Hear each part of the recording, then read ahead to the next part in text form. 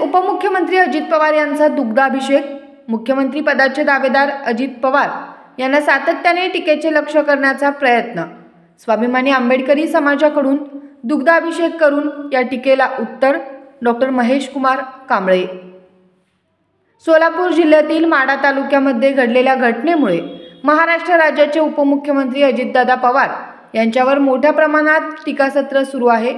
आज मिरजेत स्वाभिमानी आंबेडकरी संघटनेकडून उपमुख्यमंत्री अजितदादा पवार यांच्या प्रतिमेला दुग्धाभिषेक घालून या टीकेला प्रत्युत्तर देण्यात आले। स्वाभिमानी आंबेडकर समाजाकडून आज भारतरत्न डॉक्टर बाबासाहेब आंबेडकर यांच्या पुतळ्याला पुष्पहार अर्पण करून उपमुख्यमंत्री अजितदादा पवार यांच्या प्रतिमेला दुग्धाभिषेक करून अजितदादा पवार यांच्या पाठीशी खंबीरपणे उभे राहण्याच्या घोषणा दिल्या। बहुजनांचे एक सडेतोड नेतृत्व म्हणून ओळखले जाणारे तसेच मुख्यमंत्री पदाचे दावेदार असलेले अजितदादा पवार यांना पक्ष केले जात आहे। आज विरोधकांना कोणतेही काम नसल्याने ते टीका करत आहेत। अजितदादा पवार हे बहुजनांचे नेतृत्व असल्याने त्यांचे खच्चीकरण करण्याचा विरोधकांचा डाव असून स्वाभिमानी आंबेडकरी समाज हा अजितदादा पवार यांच्या पाठीशी खंबीरपणे उभा राहणार असल्याचा इशारा डॉक्टर महेश कुमार कांबळे यांनी दिला आहे। जिल्ह्यातील माढा तालुक्यातील कुरडू या गावामध्ये गेल्या 5-6 दिवसांमध्ये जो प्रकार घडला त्या प्रकाराबद्दल महाराष्ट्रभरातून वेगवेगळ्या प्रकारच्या प्रतिक्रिया येत आहेत। त्या सगळ्या प्रतिक्रिया जर एकंदरीत बघितल्या तर राज्याचं बहुजन समाजातील नेतृत्व आणि मुख्यमंत्री पदाची दावेदारी असणाऱ्या किंवा त्यांची क्षमता असणाऱ्या त्या पदावर पोहोचण्या इतपत असे राज्याचे कार्यतत्पर धाडशी सडेतोड बोलणारे उपमुख्यमंत्री अजितदादा पवार यांना सातत्यानं टीकेचं लक्ष केले जाते, त्यांच्यावर टीका केली जाते। मी ह्या सर्व 8 दिवसातल्या बातम्या बघितल्यानंतर मला जाणवलं की आपल्या राज्याचे ते उपमुख्यमंत्री आहेत आणि आपण त्यांच्यासाठी या आपली भूमिका ही मांडणं गरजेचं आहे। म्हणून आज स्वाभिमानी आंबेडकरी समाजाच्या वतीनं आम्ही अजितदादांच्या फोटोला दुग्धाभिषेक केलेला आहे। याचं कारण असं की मूळ घटना काय होती, कुरडू गावामध्ये त्या IPS अंजना कृष्णा मॅडम गेल्या, त्या तिथं जाण्यापूर्वी त्यांना कुणाचा फोन आला होता तर मी तहसीलदार बोलतोय असं खोटं कुठल्या व्यक्तीने सांगितलं होतं। ह्या प्रकरणाची चौकशी आज अखेर झाली नाही। त्या खोटा बनाव करणाऱ्या तहसीलदार आहे असं सांगणाऱ्या व्यक्तीच्या सांगण्यावरून अंजना कृष्णा मॅडम त्या गावामध्ये गेल्या।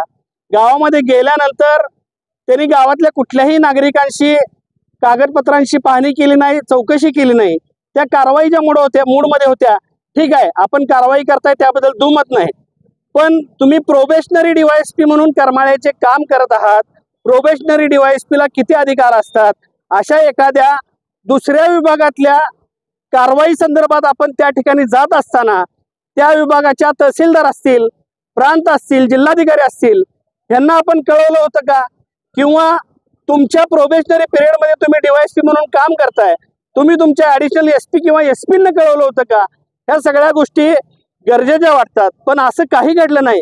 उलट विषय काय झाला की त्या गावामध्ये कायदा व सुव्यवस्था बिघडू नये या IPS मॅडम कुणाचं ऐकत नाहीत अशी परिस्थिती निर्माण झाल्यानंतर तिथल्या कार्यकर्त्यांनी, नेत्यांनी डायरेक्ट अजितदादांना फोन लावला। अजितदादांना महाराष्ट्राचं व्याप आहे। अजितदादांनी आत्ता मराठा आंदोलनातून मुंबईनं श्वास सोडला होता।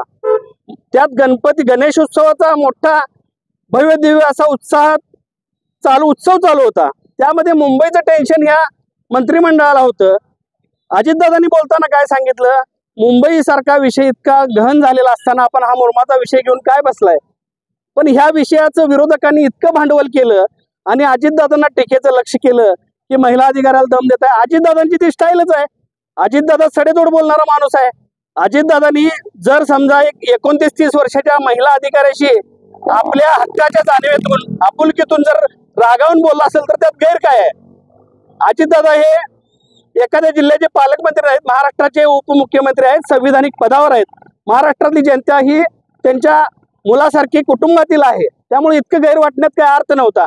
पण एकंदरीत विरोधकांना दुसरं काही काम राहिलं नाही, म्हणून आम्ही ठरवलं की बाबा बहुजन समाजातलं अजितदादा पवार यांच्यासारखं नेतृत्व आज मुख्यमंत्री पदाच्या शर्यतीत आहे, त्याची दावेदारी सांगते। मुख्यमंत्री पदाची क्षमता असणारे नेतृत्व कुठंतरी बहुजन समाजातल्या या नेतृत्वाचं खच्चीकरण करण्याचं षडयंत्र काही लोकांनी रचलेलं दिसतंय। मी राष्ट्रवादी काँग्रेस पक्षाचा पदाधिकारी नाही, मुळात जाहीर करतो मी आंबेडकरी चळवळीतला एक सामान्य कार्यकर्ता आहे।